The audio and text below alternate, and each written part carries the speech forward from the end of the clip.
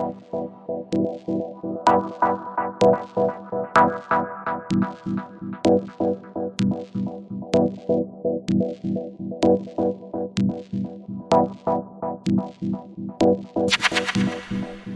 guys, you are listening to The Blockchain Socialist, and for today's episode on the podcast, I thought I'd do something a little bit different. Instead of doing an interview, I wanted to look at some of the, content that's out there that's sort of dished out by the mainstream sort of cryptocurrency news sites and like the people that they're just frequenters in their circuits, and focus on in particular one specific guy. I don't know if you guys know who he is, but his name is Erik Voorhees, and Erik Voorhees is a interesting guy. He is one of the, you would say, pioneers, or one of the first starters, early adopters of cryptocurrencies. He was one of the, I think he was famous for being one of the first people to go full crypto, so to completely reject any sort of use of fiat money or US dollars, and instead do everything with Bitcoin and I guess whatever other cryptocurrencies that he likes. And he's been pretty known for at least since 2013, from what I know. And as you can imagine, he is a typical mainstream Bitcoiner in terms of his views, and he's very well known. So he's a very right-wing libertarian. And so he's famous largely for his company called ShapeShift. But before that, he had a couple of ventures in the beginning. So he started some company called Satoshi Dice, which is one of the first gambling Bitcoin websites where you can like place a bet that some dice is going to roll on some number, and you could win or lose the Bitcoin that you bet. Basically, he made a bit of money through that. And then he started his company ShapeShift. And ShapeShift, which I admit was a service that I used years ago. When it first started out, it was this sort of like meant to be an anonymous exchange sort. So you would like, if you go onto the site right now on shapeshift.com, you'll see on the right, you can immediately see what coins, which cryptocurrencies you want to trade, and you just sort of click which one, and then you say, do you want to do it quickly or precisely, which would determine how much of a gas fee that would be charged to you. But at the moment, there's a sign up and a login. So this was something that they put in, I think a couple of years ago. But before that, it used to be completely anonymous. So all you had to do was put in the cryptocurrencies you want to give and which one you want to receive, and you put in your wallet addresses, and it would do the work for you.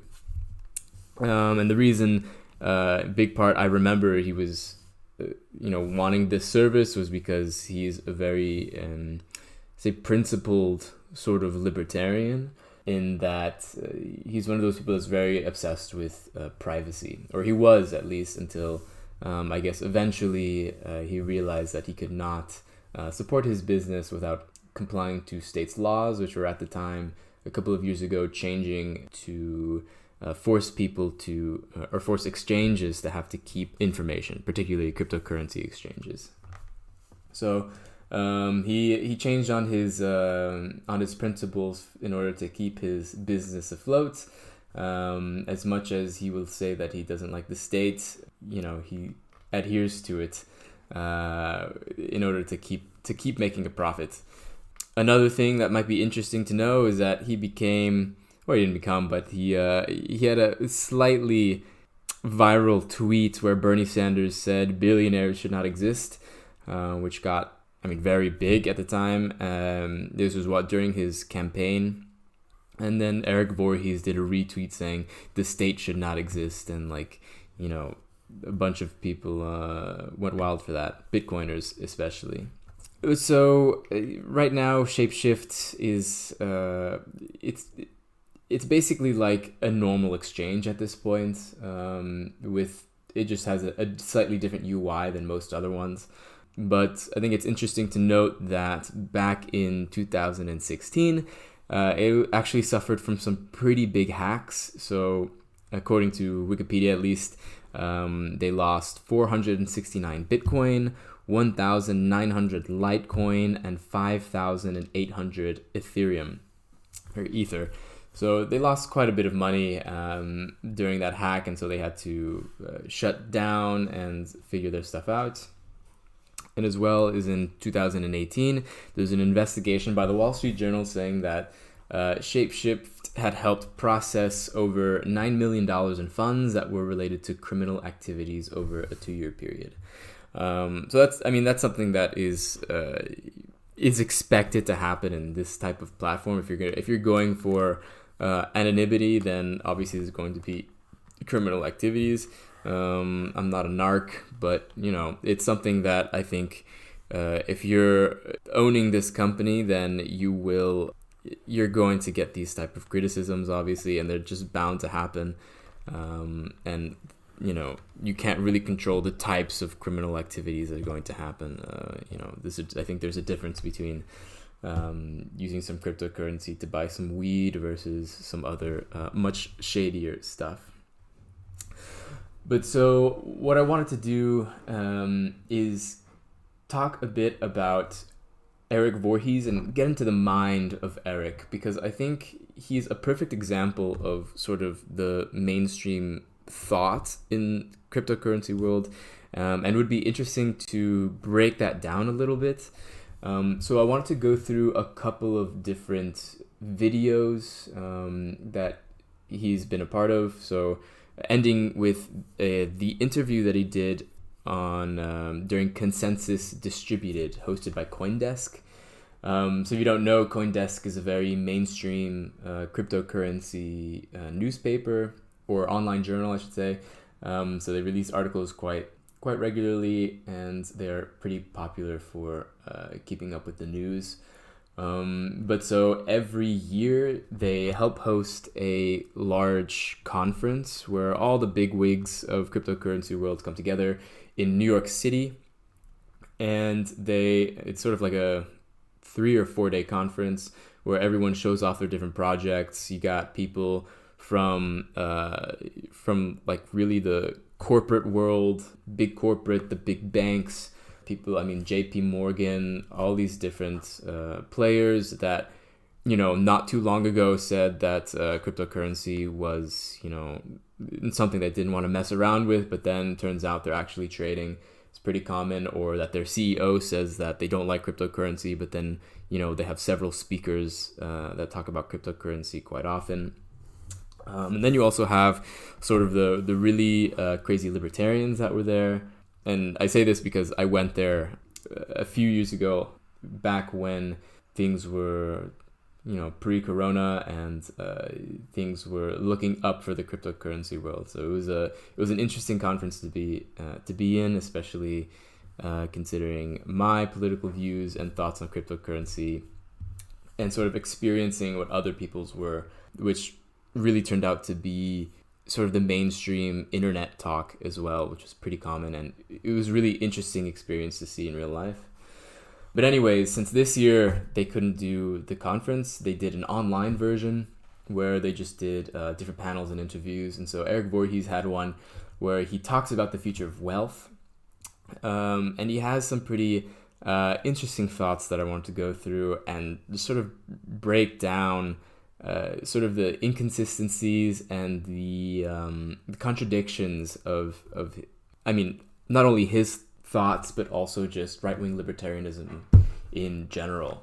But so in order to get into the mind of Erik Voorhees, there's a couple of other videos I would like to show as well, and some interesting tidbits. So ShapeShift has a lot of different social media accounts where they share different types of bits of information and try to entice people to get into the cryptocurrency world.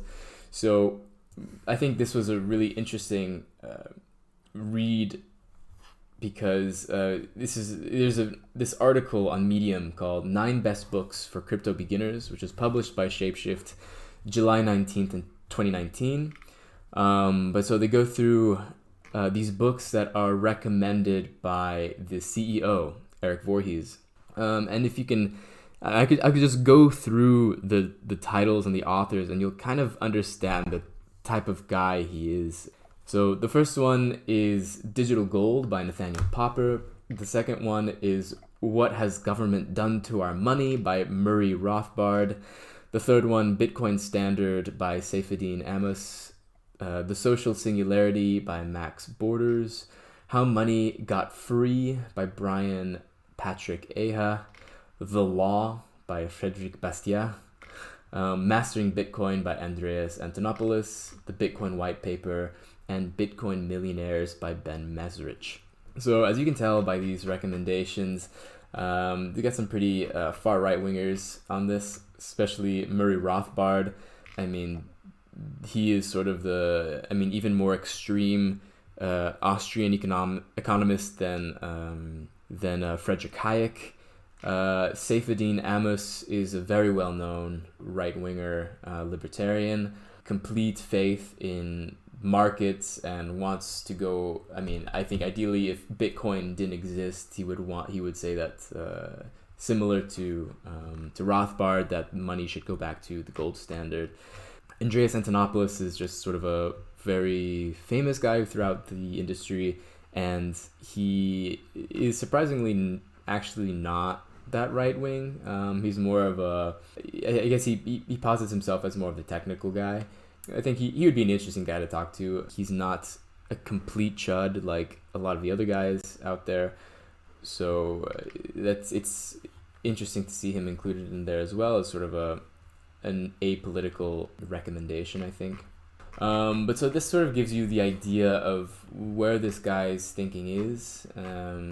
If these are the type of books that he's recommending for crypto beginners, because I mean, he's saying he's also using this a bit as a pipeline. I mean, if you're recommending Rothbard to newbies in the cryptocurrency space, like, you have some sort of political aim. Of course, he's not silent about his political views, so it's not that surprising as well. But so ShapeShift, they did this, I guess, series called Down the Rabbit Hole that they have on YouTube. I think back in 2018 it looks like they did. But so I think it was also just another sort of marketing tool to get people into the cryptocurrency space. And so I wanted to play the trailer for this Down the Rabbit Hole series that they did, and then they have a video that focuses especially on Erik Voorhees, which I think is also very revealing. And then let's get to the interview that he did with Coindesk. So this is the trailer, and I'll make some comments throughout the way. We are currently performing a very radical and very dangerous experiment of eliminating privacy wholesale from entire populations. It's crazy that in this moment of history we are still talking about poverty and hunger. The development system was broken. The communities were not being included. There's 6 conversations in the world of cryptocurrency. About cryptocurrency and Bitcoin. When I was younger, I listened to all the music from the 60s and 70s, but I was also reading a lot. When I found out about the Federal Reserve, the light bulb went. I have no idea how listening to the music of the 60s and 70s and that are related to each other, but okay. Off, and I was thinking, we've got some problems coming up. The first article I read, This is Erik Voorhees. Virtual currency goes up by 800% in 6 months. What hit me was when I really understood that there was no one behind it. It couldn't be shut down. And then I was just hooked. Why is any of this important? Why does it matter at all? These currencies allow us to infuse human values. So this woman right here, right now, is wearing a t-shirt that says Satoshi is female. Getting some strong Hillary Hillbot vibes. For the first time. But now we have to see how we can use these technologies to enforce more complex social contracts. It's not a bank, it's not a government, it's people, and it's a new set of values. You can't be yourself when you're under the eye of others, especially powerful others. The same fire burns within all of us. It's just expressed a little bit differently. Wow. So that was their Down the Rabbit trailer, and as you can tell, it's very it's like a mix of like neoliberal corporate sort of like fake motivational video with cryptocurrency, and yeah, it's just it's interesting. It sort of aligns with this idea I've been having of the neoliberalization of cryptocurrency. But anyways, they did this series with 6 different people, and the last one that they did was Erik Voorhees. So Erik Voorhees was episode 6, and so usually what they do is they do like the person's name then colon the something. So Erik Voorhees is the entrepreneur, but there are other people like the musician and the philosopher or something like that. But so Erik Voorhees is the founder of ShapeShift, and ShapeShift is doing, they did this 6-episode series, and the grand finale was to finally get to know who Erik Voorhees, the CEO of ShapeShift, is. So strap in, let's find out who Erik Voorhees is according to ShapeShift. I don't call myself an anarchist, although I'm sympathetic to that line of thinking. I don't understand. What a great start. I don't call myself an anarchist, but I'm sympathetic with that line of thinking. I would bet all of my money that Proudhon that Erik Voorhees would never agree with Proudhon, or has ever read Proudhon. Let's continue. And why it's radical to simply believe that adults own their own body. That shouldn't be like a crazy position. That shouldn't make someone a terrorist or an outcast of society. I'm really curious to hear about his thoughts on child labor laws. Erik Voorhees is an entrepreneur and pioneer in the cryptocurrency industry. He first entered the industry as the director of marketing at BitInstant and has since played a founding role in Coindesk, Satoshi Dice, and most recently is the founder and CEO of ShapeShift. We met up with Erik in Denver, Colorado for a beer and to talk cryptocurrency's role on human liberty. Cheers. Human liberty. What were you Tell like me. when you were a kid? Like, did you have a lot of the entrepreneurial spirit that you've been able to pull through your life? Yeah, both. Why do they start? They start with this childhood, which I think is it's funny. Both my father and my grandfather were entrepreneurs. In school, I Family of liked the idea of entrepreneurs. entrepreneurship, but never. I feel like that is code for I grew up wealthy. Really knew what to be doing. I don't think it was necessarily impossible that I could have taken a different path, but I don't know that I can really work for other people. Do you feel like that's come from anywhere in particular, or was that always something that you just felt like I should be able to be independent? The root of it came from a day when I was a child. I was maybe like 6 or 7. So this story that's going to come up is very funny, but I think it's really interesting that, they're starting off like it's this really liberal view of entrepreneurs as if they were just born more inquisitive than other people, or like they just didn't like being told what to do. That's why they became an entrepreneur. Zero mention of anything about the material conditions of which he may have been brought up into. Nothing about the type of opportunities that he was given growing up. It's just an extremely short-sighted view of what creates an entrepreneur. But yeah, it's not surprising though. It's pretty common within libertarian circles. 7 or 8. I was at a daycare and we were walking around in the hills, and I picked up a rock by the side of the river and I threw the rock into the river. the person watching us, she yelled at me and she said, "Don't do that." And I said, "Why?" She said, "Because if you do that and everyone else does that, you'll dam up the river." And like as a 6 or 7-year-old, I knew that was completely preposterous. That was the first time I recognized that like this person of authority who was older and wiser and in charge of me was just flat out factually wrong about something. Oh my God. Like, really? This is so. You became the person who you are today and your political beliefs because one time you threw a rock into a lake and someone said, "Don't do that." Like, Jesus. I mean, okay. I could believe that story happened. It's I'm sure some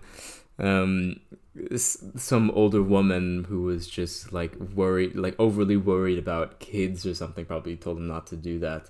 And when he said why, she just had a shit reason as to why she wanted him to stop.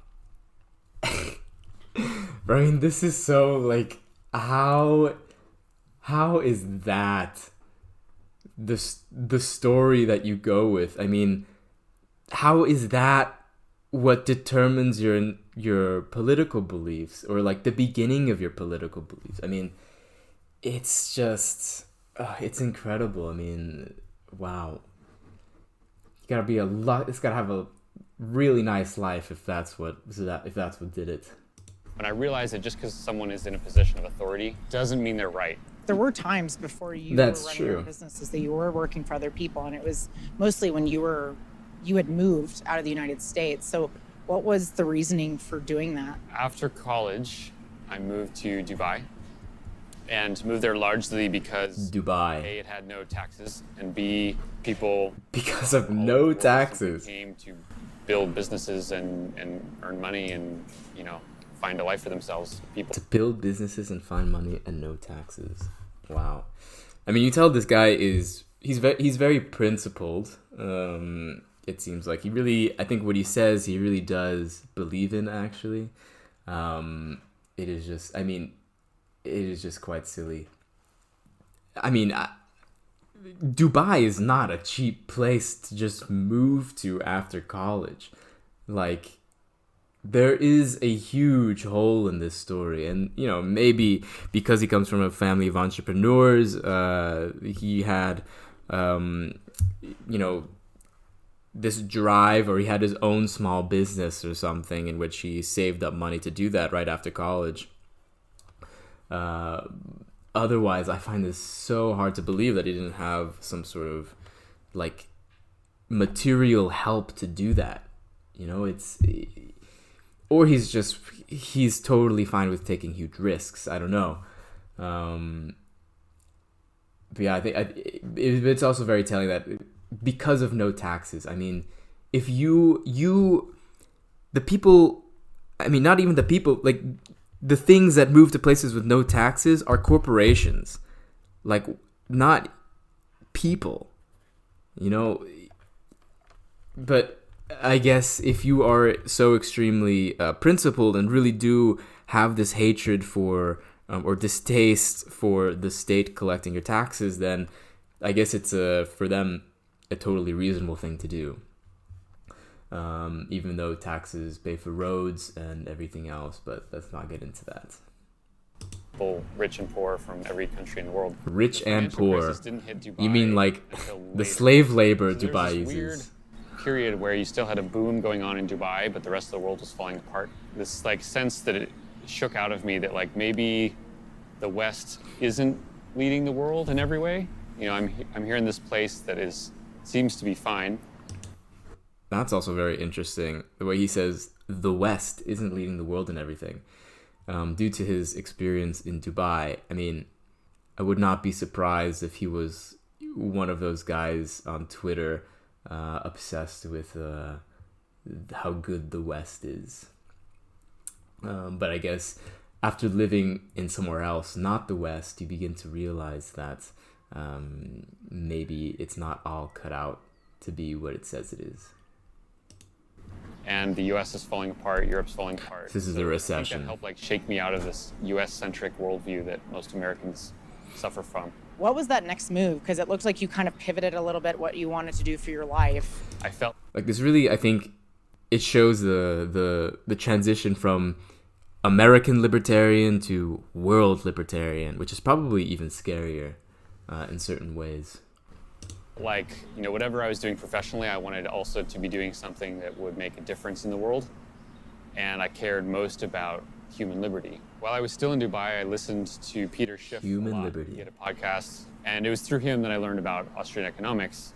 And then when I moved back to the U.S., I moved to New Hampshire to join the Peter Free State Schiff. Project. Basically move a bunch Austrian of radical economics. libertarians to one small jurisdiction and see how much change you can actually affect. I learned about Bitcoin. So now he's moving to New Hampshire to join this libertarian commune to make change. But isn't the whole point of libertarianism not making so much change? Isn't it about organic, undirected, profit-driven growth? It's not surprising that this free state of libertarian this libertarian commune is not hardly anyone even knows about it. Obviously it's not making much change because libertarians don't have any sort of agenda or any sort of political roadmap or theory around change. Their theory around change is trust in markets. Bitcoin from another free stater, and then within a week I had lost interest in the Free State, not because that wasn't a good project, but because 10 years spent in Bitcoin would have an effect not just in one little jurisdiction, but actually around the world. And it was a much more powerful tool to actually bring about change and bring about human liberty than voting in any kind of local state elections ever would. Why is this important? Why is any of this important? Why Which does may it be matter? true, honestly. Bitcoin matters because it gives people a way to transact value independently of censorship. For a civil society to be built, you need to have freedom and privacy in communications. You need to have freedom and privacy. It's a very common thing to say. Bitcoin allows you to make transactions without censorship. I think it could be true. I would be very curious to see, though, if all of a sudden communists and socialist organizations began to create a vanguard to take over the Bitcoin network or to start using the Bitcoin network to see how whether or not censorship happens then. Privacy in thoughts and freedom and privacy in finance and in money. And that last one hasn't ever been protected or enabled, and Bitcoin solves that problem. Freedom in finance and money. That it tells a lot if when your sole focus is on the creation of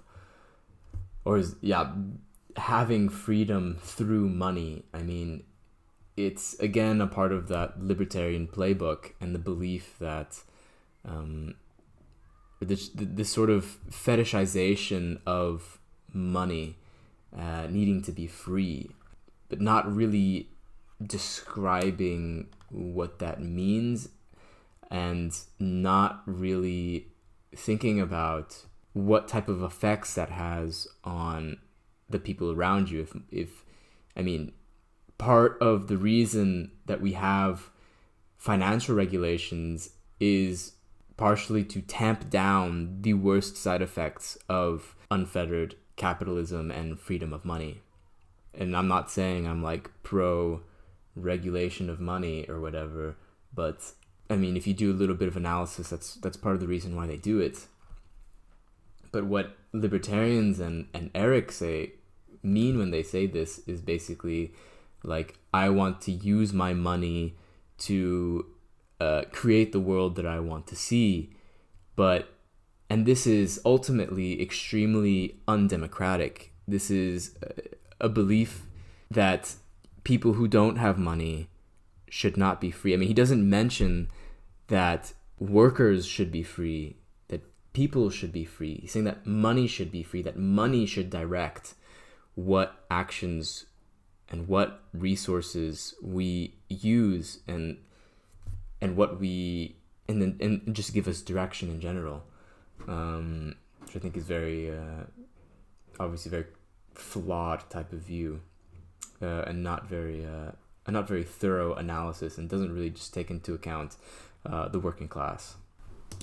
I can tell, like, by the way you're just describing that, there's like a lot of passion behind how you feel about being able to reach those people and give them those options.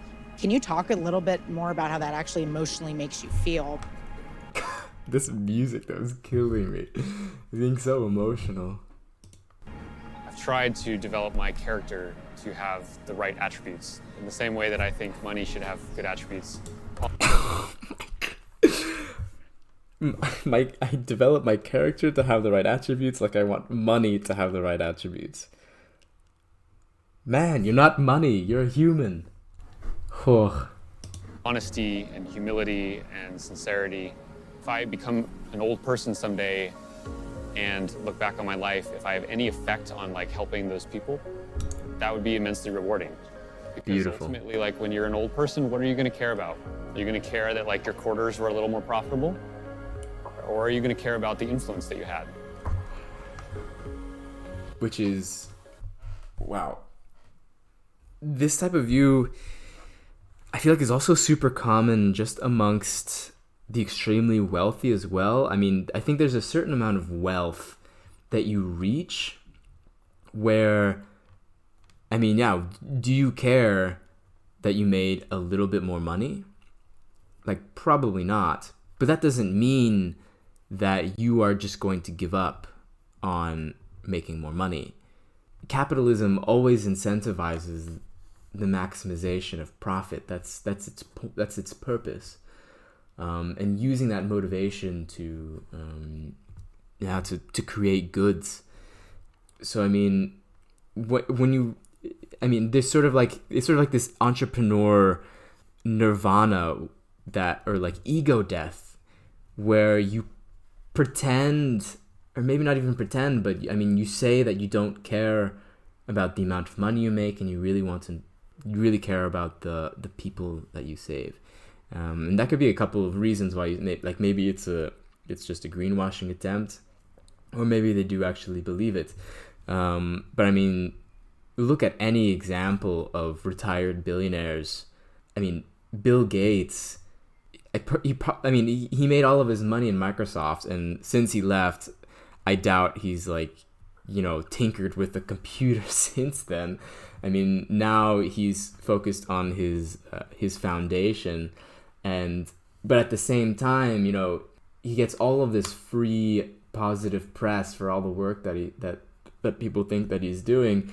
But at the same time, his net worth has gone up. Ever since he's left Microsoft, his net worth has only gone up. So, like, do you really not care about not making money? Like, if you really do not care about not making money, and you really care about maximizing the help that you're giving to other people, then give away your fucking money. Give it away. All of it. Help the working class. Help poor people. You've been exploiting them like crazy. But anyways, that was The Entrepreneur, episode 6, of Erik Voorhees from ShapeShift, whom Erik Voorhees is the CEO of. So obviously this is, makes him look nice. So now that you get a pretty good idea of who Erik Voorhees is, let's look at his interview. Let's listen in. This is the interview that he did with Coindesk for Consensus Distributed. For his role as CEO of ShapeShift, one of the most established and successful high-profile companies in the crypto industry. Erik was one of the first people in the world to go full crypto. And he was behind one of the original trading desks in New York City, as well as some of the early efforts in gaming. Now, even the focus of Nathaniel Popper's 2016 Digital Gold book really put the spotlight on how Erik had already made this sort of psychological leap to go full crypto. So before Erik was known for ShapeShift or any of that stuff, it was really his blog, Money and State, and the great things he has to say in some of his conference appearances that made him a household name in crypto. So welcome, Erik. Household name. Hey, happy having day. Always saying, Yeah, Erik no Voorhees kidding. in We my have quite a household. religious calendar that we've built in 10 years here. You know, I like to think of the October 31st day as kind of conception, and then the birthday on January 3rd, or even 9th, perhaps. If there's incubation there. This is rough to listen to. Next week. Let's not forget. This is rough to listen to. I mean, this is making Bitcoin into a religion, you know, having these holidays. It's amazing. The amount of effort, the amount of effort that is being put forward in trying to create a Bitcoin culture that is similar, or that reflects modern day culture in a way, or modern day religion, by creating, you know, these holidays related to Bitcoin. So I think it's a part of this fetishization of Bitcoin, and this like constant hope that Bitcoin will catch on, just like all the other things in the world that have caught on, and that finally, once Bitcoin does, we'll have the influence and the wealth and the power that we always wanted. Today. And for everyone out there, Erik and ShapeShift and Coindesk have come together on a bit of a wallet project here, looking to do that going forward. And we do have some pizzas available on it. So go ahead and have a look at that wallet, and you can get some NFTs that'll give you pizzas. Wow. Now, we had Saifedean on a little while ago talking about central banking as one of these institutions. Now, of course, central banking is definitely one of your things to think about. It's part of what your worldview and one of those institutions that need to change. But I would take your viewpoint as a little larger than what Saifedean is looking at. You look at central governments in general, not just central banking, a bit of a larger view. Now, we've seen some of the most amazing reactions that governments have had around the world, all different cases. And what are your reactions to this use of power that we've seen in the past few weeks from governments around the world? Basically saying, what do you think about money printer go brr? That's quite a question. So first, I'm not surprised by any of it. Whenever people have problems these days, they tend to ask, beg, desire. One important thing to note, if you're listening to this as a podcast, is that behind Erik, he has a Colorado license plate that says Fiat Sucks. FIATSUX. Wow. The government to step in and solve those problems for them. Some of those problems can be solved by governments, some of them cannot be, and many think they can be solved, but actually end up making things worse. So certainly as the coronavirus has spread around the world, it's been a horrible human tragedy, and that, you know, tens of thousands of people dying, and just completely awful. Many people, I think, will know someone who's been directly affected or has died from this. And that's a serious problem, but that will recede at some point. But that will recede at some point. Coronavirus is terrible. A lot of people are going to die. You'll probably know someone that dies. But it'll go away. Don't worry about it. I am a doctor. I'm a medical professional. I have a master's in public health. And I know that coronavirus will just go away. Don't worry about it. Oof. Really, it shows you the sort of contradiction in the libertarian mindset during this pandemic. Like, they just don't have a good response to it. I mean, whew. The virus will go away over time, within a year. And within a year, what he won't knows. go away is the intervention, and specifically the habit of intervention and the ways in which the government has further encroached into people's lives. Some of them small, some of them big. That never recedes. The encroachment of government into other people's lives. I mean, if you're talking about like the police violence currently going on around the country in the US, I mean, yeah, you'd be right, but I don't think that this is what he means. It doesn't go away when the weather gets warmer or when a vaccine is found. There's no government vaccine that we can take next year. So what? Government vaccine? What is that? What is that supposed to mean? We just have a vaccine. I mean, certain countries, the government will pay for it, most likely. But what, like, as if like the government is too incompetent to make a vaccine? I mean, it's not the government that makes the vaccine anyway. Jesus. What I'm really worried about isn't the short and medium term effects of the virus so much as the long term effects of the further government intrusions, not just into the economy, but into people's social lives and behaviors. I don't want to wear a mask. That's basically what he's saying. Government intruding in people's behaviors. God damn. Can't wait to tell him about seatbelts in cars. So in your perfect world where, let's say, people had all adopted crypto already, I guess how would this situation be different than what we're seeing now? Good question. Well, there's no such thing as a perfect world. So as much as crypto, I think, would make the world better, it doesn't make it perfect. It still has plenty of problems. But a world in which people were using real money, and by real, I mean something that originated from a marketplace versus from a government, it would be one in which a virus could not change the long-term relationships of economic actors. What? The virus would not be able to change the relationships between economic actors under Bitcoin world or cryptocurrency world. I don't really see how. Let's let him continue. And so by that I mean, right now with fiat, when banks step in, when governments step in and change monetary policy in response, the economic interactions of people, both right now. But how have relationships changed?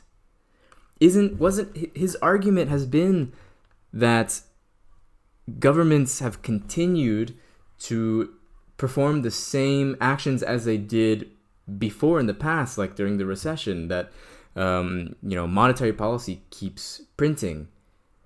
I mean, that was an act of making sure that the economic relationships stayed in place. It was the government coming to the rescue for capital.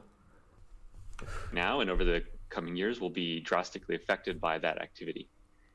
As Dian said earlier, it always feels good when you have the heroin shot, but the effects of that are what are really, really problematic. But who's getting the heroin shot here? It's not the average person. I mean, all of that money is going towards bailing out big companies and banks. I mean, it's not like there's that much relief. I mean, this is very selective heroin.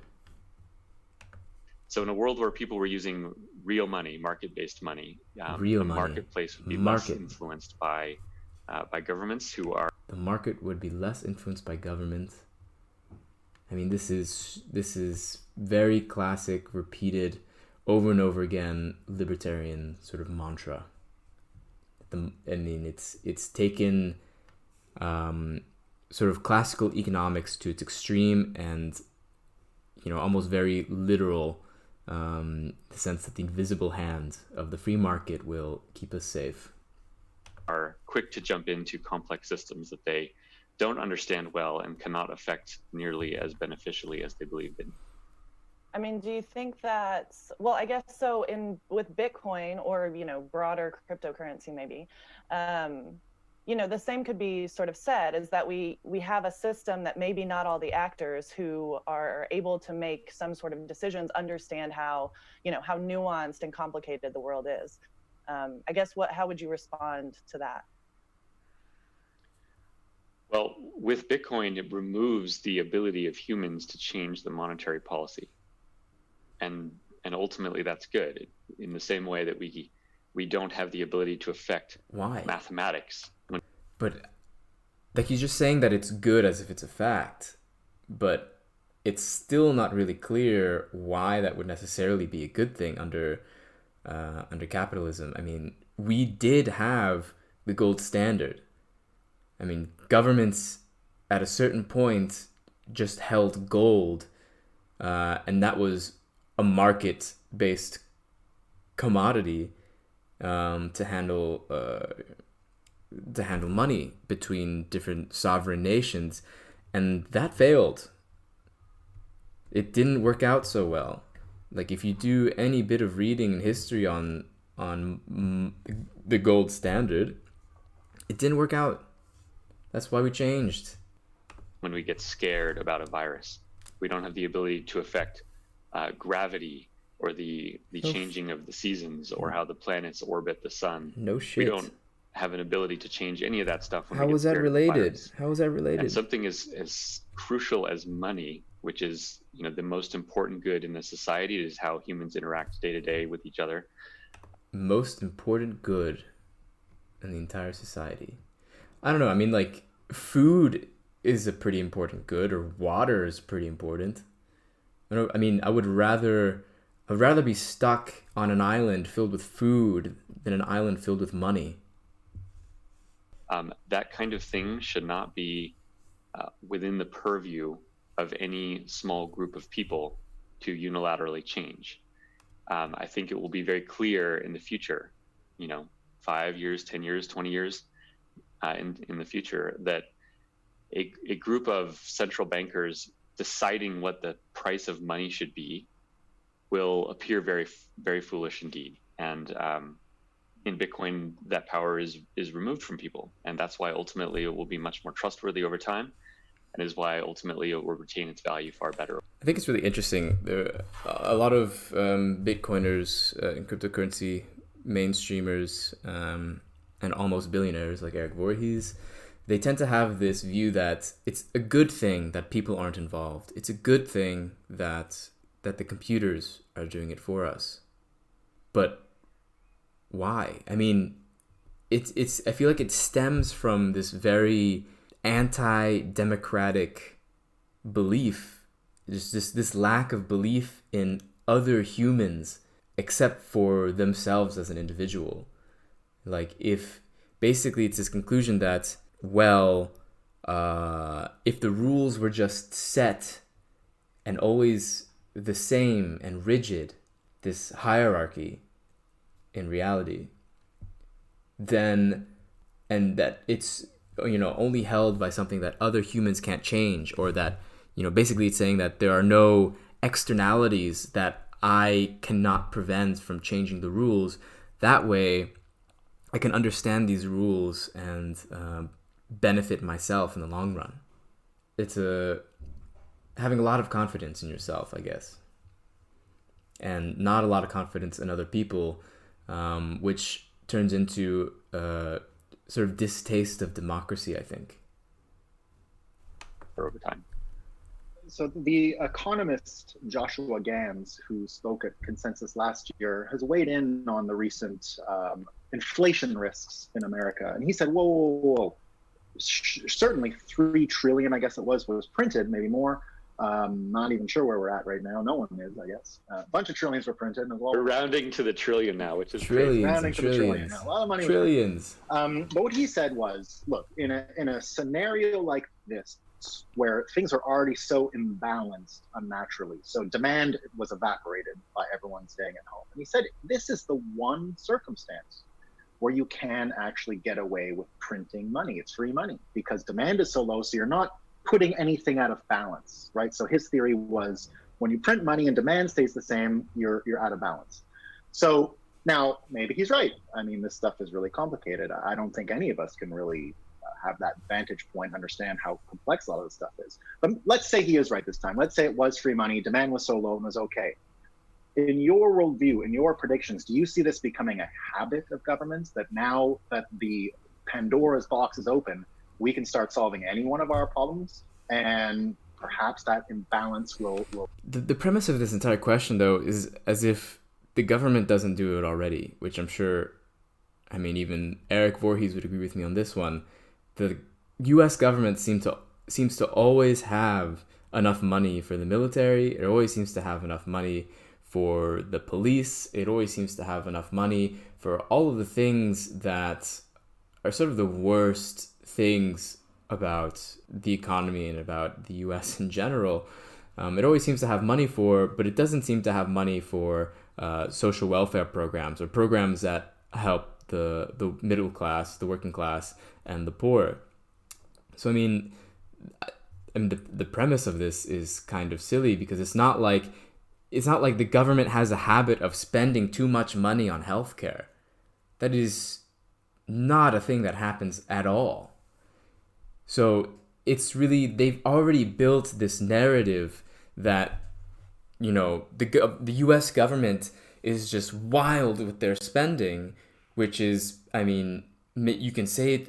I mean, I would agree that in the sense of the military, they spend way too fucking much, obviously, and it's always going up.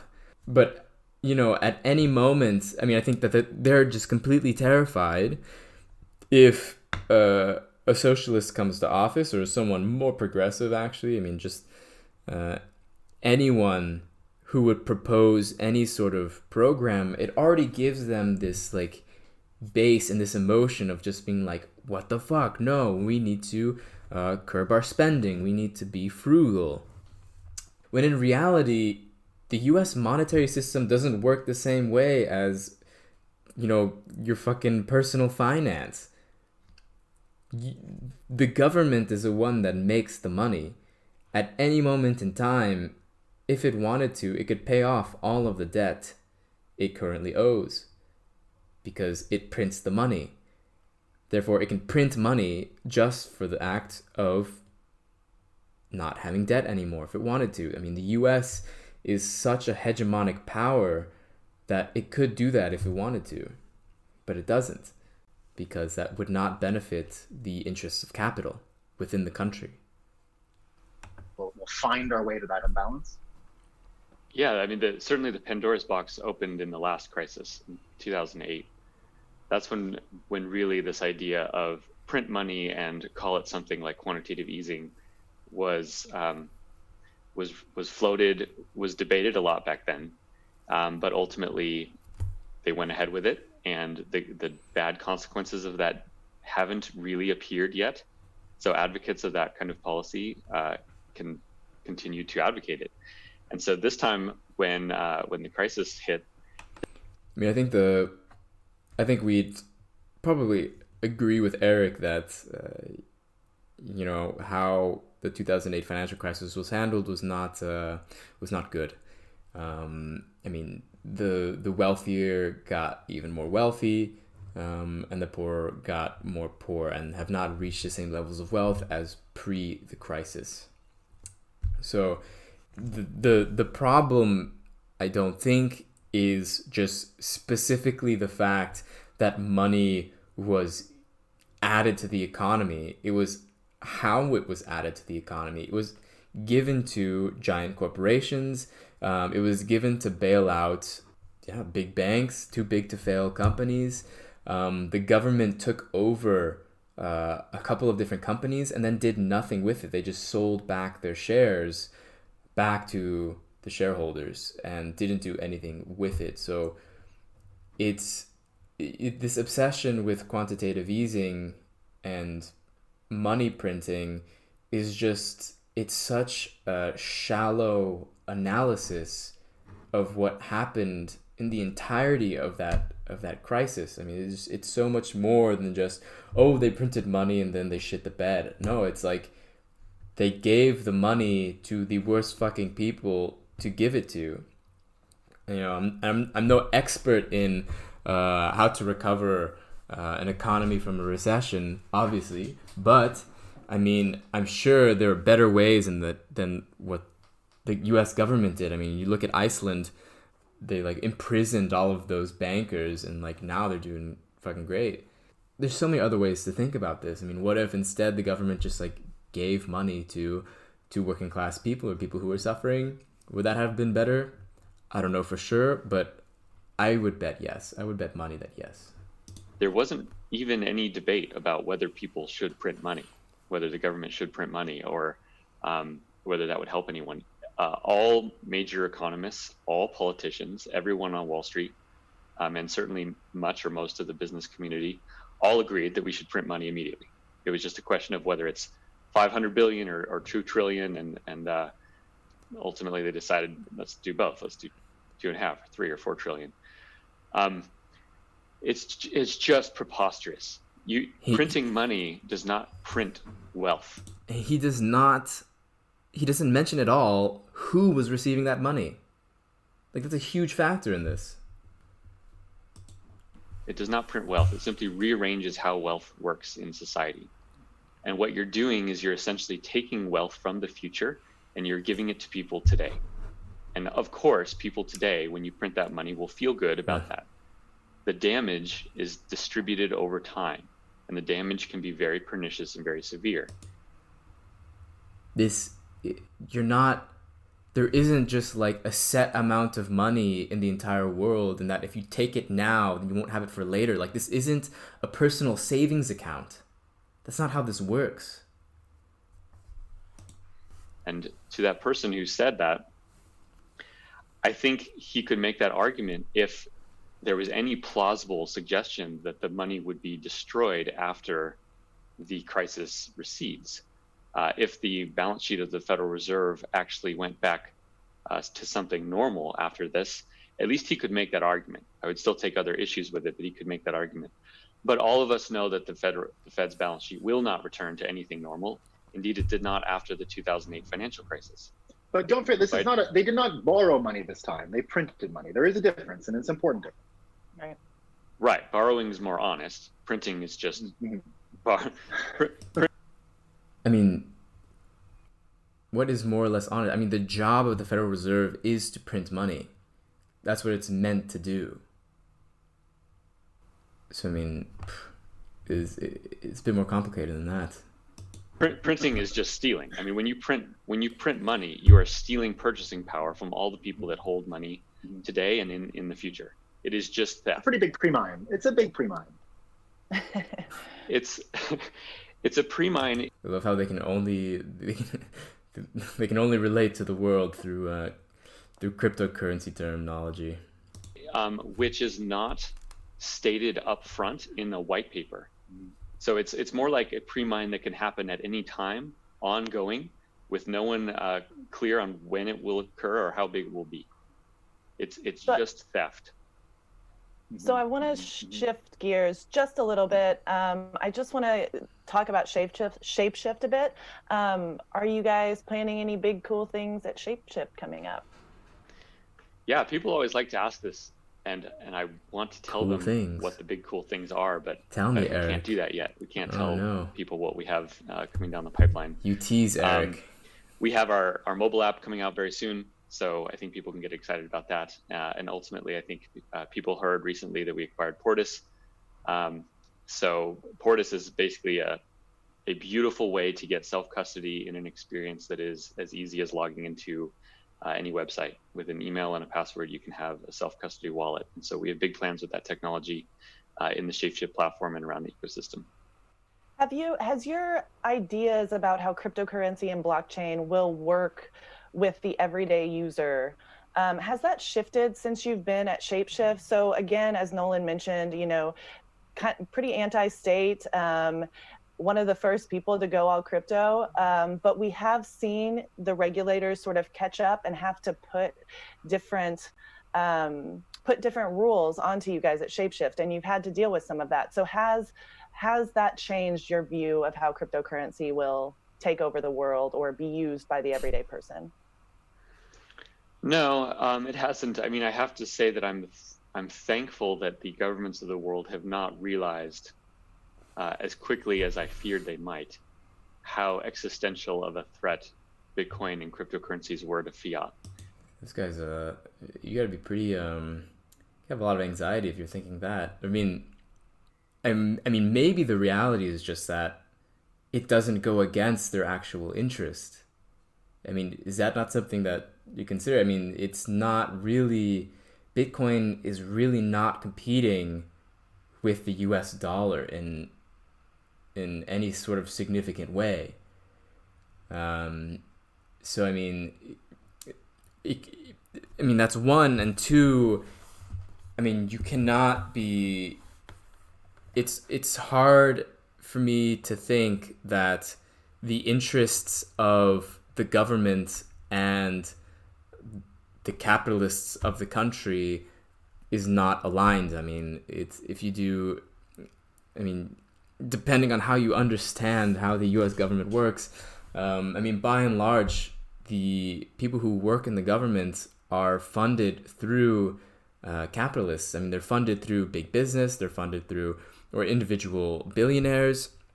So, I mean, they represent the interests of those people, and those people don't really have, Bitcoin and cryptocurrencies is just like a fun new way of making money for them. It's just something more interesting. It isn't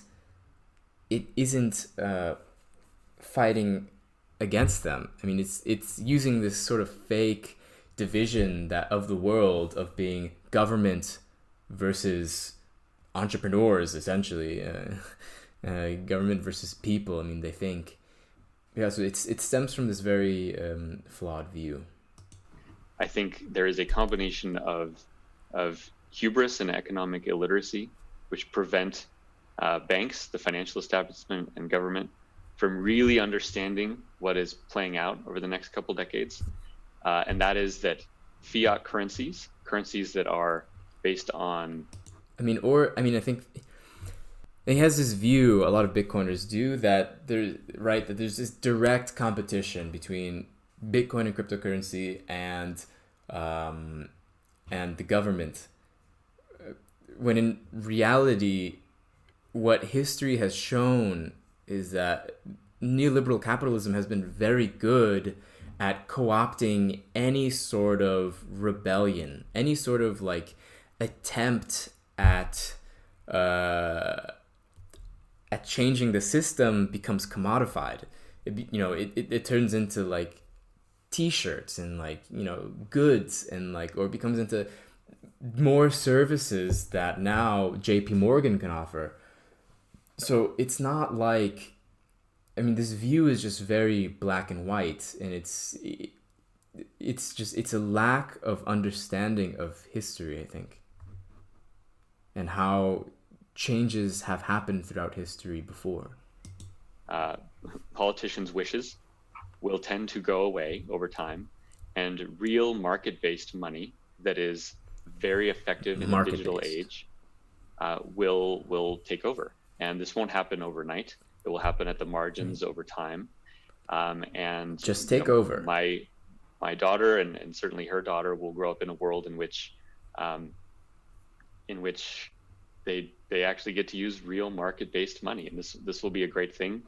It will mean prosperity for the world. It will mean honesty and integrity in our financial system, and this is something I'm immensely proud to be part of. Does your daughter already have a Bitcoin savings account? Of course. She does. She's not old enough to understand that yet, but she knows the name Satoshi Nakamoto, and she knows the Bitcoin logo, and she points it out. We saw some Bitcoin graffiti the other day. Yeah, it was the Bitcoin logo in the street, and she saw it and she pointed to it and said Bitcoin, and warmed my heart. She'll be eating pizza one night for dinner next week, I bet. She loves pizza. Adorable. Thanks a lot, Erik. Thanks, guys. We'll be hearing. So that's the end of the interview. So I think that's a good place to end it. This is my first time doing something like this for the podcast instead of doing an interview.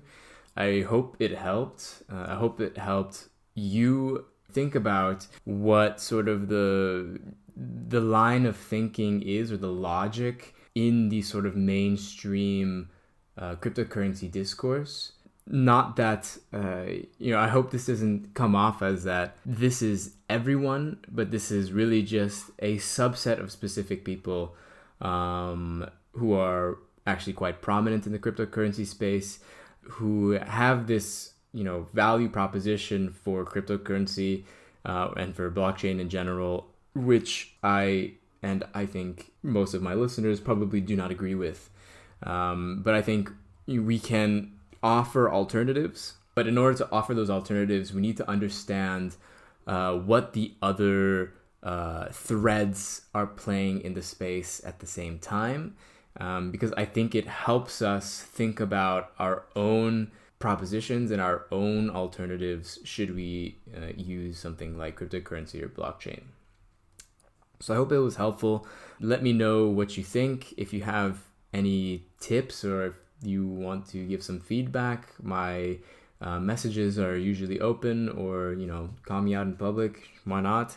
But if you liked it and you want to hear more of it, then I hope you'll consider giving to my Patreon account.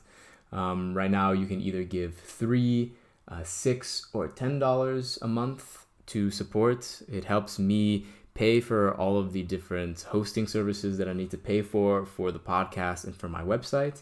So at the moment, I pay a little bit more than what I get out of it.